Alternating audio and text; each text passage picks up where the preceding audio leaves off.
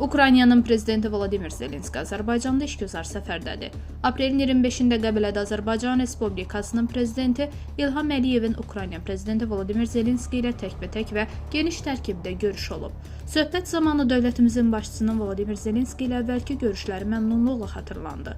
Ukrayna prezidentinin ölkəmizə bu səfərinin iki tərəfli əməkdaşlıq məsələlərinin müzakirəsi üçün yaxşı imkan yaradacağına əminlik bildirildi. Əməkdaşlığın bir çox istiqamətdə, o cümlədən enerji sahəsində genişləndirilməsinə dair fikir mübadiləsi aparıldı. Kənd təsərrüfatı ilə bağlı əməkdaşlıq məsələləri müzakirə olundu, hökumətlərarası komissiyanın fəaliyyətinə toxunuldu.